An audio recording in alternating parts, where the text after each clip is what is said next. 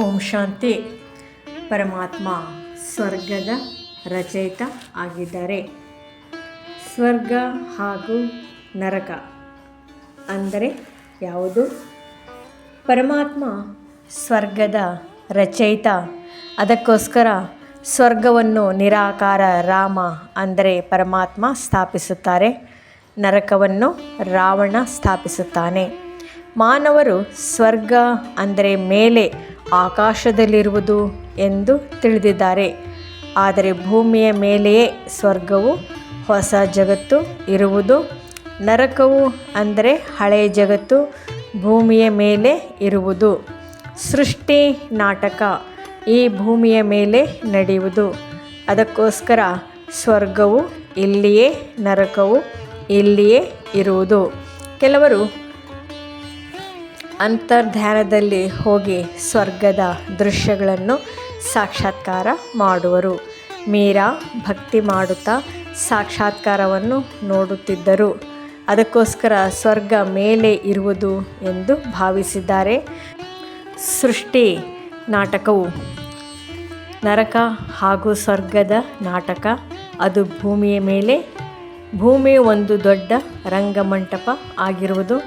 ಎಲ್ಲ ಆತ್ಮರುಗಳು ಪಾತ್ರಧಾರಿಗಳು ಆಗಿದ್ದಾರೆ. ಆದರೆ ಸ್ವರ್ಗ ಇದ್ದಾಗ ನರಕ ಇರುವುದಿಲ್ಲ. ನರಕದ ಸಮಯದಲ್ಲಿ ಸ್ವರ್ಗ ಇರುವುದಿಲ್ಲ. ದ್ವಾಪರ ಕಲಿಯುಗ ರಾವಣ ರಾಜ್ಯ ಎಂದು ತಿಳಿಯುತ್ತಾರೆ. ರಾವಣ ಅಂದರೆ ಅಸುರಿ ಗುಣಗಳು ಆಗಿದೆ. ಆದ್ದರಿಂದಲೇ ನೈತಿಕ ಮೌಲ್ಯಗಳ ಕೊರತೆ ಉಂಟಾಗುವುದು. ರಾವಣ ಯಾರು? ಪರಮಾತ್ಮ ಆದಿ ಸನಾತನ ದೇವಿ ದೇವತಾ ಧರ್ಮ ಸ್ಥಾಪನೆ ಸಂಗಮಯುಗದಲ್ಲಿ ಮಾಡುತ್ತಾರೆ. ಅದನ್ನು ಸ್ವರ್ಗ ಎನ್ನುತ್ತೇವೆ. ಸತ್ಯುಗಕ್ಕೆ ಸ್ವರ್ಗ ಎಂದು ಕರೆಯುವರು. ಅಲ್ಲಿ ಸಂಪೂರ್ಣ ಪವಿತ್ರತೆ, ಆನಂದ, ಸುಖ, ಸಂಪತ್ತು, ವೈಭವದ ಜೀವನ ಆಗಿರುತ್ತದೆ. ಅದನ್ನು ಚಿನ್ನದ ಯುಗ ಎಂದು ಅದಕ್ಕೆ ಕರೆಯುವರು. ಪವಿತ್ರತೆ ಎಲ್ಲ ದೈವಿ ಗುಣಗಳ ಜನನಿ, ಮಾತೃ ಆಗಿದ್ದಾರೆ. ಪವಿತ್ರತೆಯೇ ಸ್ವರ್ಗದ ಅಡಿಗಲ್ಲು ಎಂದು ತಿಳಿಯಬಹುದು.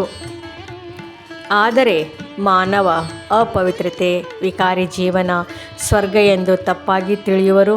ಅಸುರಿ ಗುಣಗಳಿಂದ ಜೀವನ ಶೈಲಿ, ಪದ್ಧತಿ, ವಿಕಾರಗಳು, ಕಾಮ, ಕ್ರೋಧ, ಲೋಭ, ಮೋಹ, ಅಹಂಕಾರ ಇವುಗಳಿಂದ ಈ ಜಗತ್ತು ನರಕ ಆಗಿ ರೂಪಿತ ಆಗಿದ್ದು. ಅದಕ್ಕೋಸ್ಕರ ನರಕವು ರಾವಣನಿಂದ ನಿರ್ಮಿಸಲಾಗಿದೆ. ವಿಕಾರಿ ಪ್ರಪಂಚವಾಗಿದೆ. ರಾವಣನ ರೂಪ ದೊಡ್ಡ ಆಕಾರ, 10 ತಲೆಗಳ ದೊಡ್ಡ ಭೂತವನ್ನಾಗಿ ತೋರಿಸುತ್ತಾರೆ. 10 ತಲೆಯುಳ್ಳ ಯಾವ ಮಾನವರು ಇಲ್ಲ. ಈ ರೂಪದ ರಹಸ್ಯ ಏನೆಂದರೆ 5 ವಿಕಾರ ಸ್ತ್ರೀಯರದ್ದು, 5 ವಿಕಾರ ಪುರುಷನದ್ದಾಗಿದೆ. 2 ಸೇರಿ 10 ತಲೆ ತೋರಿಸಲಾಗಿದೆ. ಮಾನವಾತ್ಮರು ಎಲ್ಲರೂ ವಿಕಾರಗಳ ವಶೀಭೂತ ಆಗಿದ್ದಾರೆ. ಆದ ಕಾರಣ 10 ತಲೆಯ ರಾವಣ ಎಂದು ಹೇಳುವರು. ರಾವಣ ಅಂದರೆ ಮಾಯೆ ಎಂದು ಹೇಳುವರು. ಇದು ಮಾಯಾ ನಗರಿ ಆಗಿದೆ. ವಿಕಾರ ಗುಣಗಳುಳ್ಳವರೇ ಅಸುರರು ಆಗಿದ್ದಾರೆ. ಅಸುರಿ ಕೃತ್ಯಗಳು ನಡೆಯುತ್ತವೆ. ವಿಕಾರದಿಂದಲೇ ಅಶಾಂತಿ, ದುಃಖ, ರೋಗ ಇತ್ಯಾದಿ ಕಷ್ಟಗಳು ಬರುತ್ತವೆ. ರಾವಣನ ಈ ಜಗತ್ತಿನಿಂದ ಹೋಗಲಿ, ನಾಶವಾಗಲಿ ಅಂದರೆ ಅಸುರಿ ಗುಣಗಳು ನಾಶವಾಗಲಿ ಎಂದು ಪ್ರತಿ ವರ್ಷ ಸುಟ್ಟರೂ ಈ ಭೂಮಿಯಿಂದ ರಾವಣ ಹೋಗಿಲ್ಲ. ಎಲ್ಲದರಲ್ಲಿಯೂ ಅಸುರಿ ಗುಣಗಳು ಇದ್ದೇ ಇದೆ. ಅದಕ್ಕೆ ರಾವಣ ಸಾಯುತ್ತಿಲ್ಲ. ಮಾನವ ವಿಕಾರಗಳ ತ್ಯಾಗ ಮಾಡದೆ ಅವುಗಳ ನಿರ್ಮೂಲನ ಮಾಡಲು ಪ್ರಯತ್ನಿಸುತ್ತಾನೆ. ರಾವಣ ಸುಡುವರು. ವಿಕಾರಗಳಿಂದ ಮುಕ್ತ ಮಾಡುವ ಮಾರ್ಗ ಪರಮಾತ್ಮ ಮಾತ್ರ ತೋರಿಸಬಲ್ಲರು. ಜ್ಞಾನಯೋಗ, ರಾಜಯೋಗದಿಂದಲೇ ರಾವಣನ ಮೇಲೆ ಅಥವಾ ಅಸುರಿ ಗುಣಗಳ ಮೇಲೆ ವಿಜಯ ಪಡೆದುಕೊಳ್ಳಲು ಸಾಧ್ಯವಾಗುವುದು. ಈ ಜಗತ್ತನ್ನು ರಾವಣನಿಂದ ಮುಕ್ತ ಮಾಡಲು, ಪಾಪದಿಂದ ಮುಕ್ತ ಮಾಡಲು, ಅಧರ್ಮದಿಂದ ಮುಕ್ತ ಮಾಡಲು ಪರಮಾತ್ಮ ಅವತರಣೆಗೈಯುತ್ತಾನೆ. ಅವತರಣೆ ಮಾಡಿ ಬಂದು ಈ ಜಗತ್ತಿನ ಉದ್ಧಾರ, ಕಲ್ಯಾಣ ಮಾಡುವನು. ಅಂದರೆ ಸ್ವರ್ಗದ ಸ್ಥಾಪನೆ ಪರಮಾತ್ಮ ಮಾಡುತ್ತಾನೆ. ಅದಕ್ಕೋಸ್ಕರ ಪರಮಾತ್ಮ ಹೆವೆನ್ಲಿ ಗಾಡ್ ಫಾದರ್ ಅಂದರೆ ಸ್ವರ್ಗದ ರಚಯಿತ ಆಗಿದ್ದಾರೆ. ಸ್ವರ್ಗ ಅಂದರೆ ಎಲ್ಲರಿಗೂ ಪ್ರಿಯ.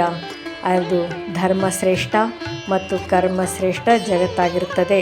ಸ್ವರ್ಗದಲ್ಲಿ ಯಾವುದೇ ಕೊರತೆ ಮಾತಿಲ್ಲ. ಸ್ವರ್ಗದಲ್ಲಿ ನಿರ್ವಿಕಾರಿಗಳು, ನಿರಹಂಕಾರಿಗಳು, ಸರ್ವಗುಣ ಸಂಪನ್ನರೂ ಆಗಿರುತ್ತಾರೆ. ಓಂ ಶಾಂತಿ.